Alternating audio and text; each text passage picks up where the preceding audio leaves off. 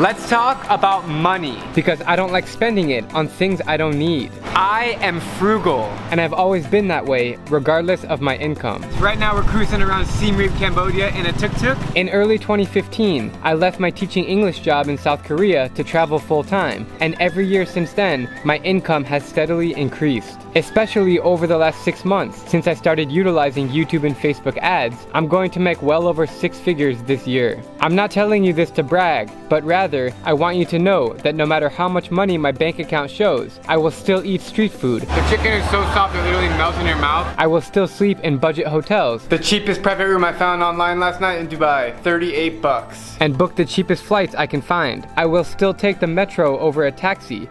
That's it. Order water at restaurants and make coffee at home. These things save me a lot of money in the long run. After all, this is why we moved to Bangkok and not New York City. But don't mistake me being frugal for being cheap. They are very different. I will always give a generous tip if the service is good. I won't ever steal anything or sneak in snacks to a sporting event. I don't complain about the price of everything, and I will happily spend a few extra dollars if that means I'll be saving time. Being frugal means that I choose to prioritize my spending so I can have more of the things I love, like travel. I don't need to buy a big house. I literally cannot believe how big these houses are. Or a fancy car, or a steak dinner, unless of course it's a special occasion. As long as I can get from point A to point B, as long as I have a roof over my head when I sleep, and as long as I have a plate of food to eat, I am a happy guy.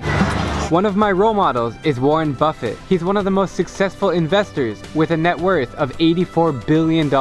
Despite being the world's third richest man, he is very frugal. He lives in a small house. He eats McDonald's every day. He doesn't own a smartphone, and he pledged to give away 99% of his fortune to charities. I love Warren's simple approach to life, and I plan to follow his footsteps. To be honest, I feel guilty living a luxurious life, especially when I witness some of the world's most impoverished places. I've learned that happiness is not always correlated with money. It usually works the other way around. So instead of buying a nice car, I'd rather give that money to help those in need. Because in the end, that will make me the happiest. I'm Drew Binsky, and if you like my travel videos, please click subscribe and join me as I plan to visit every country in the world.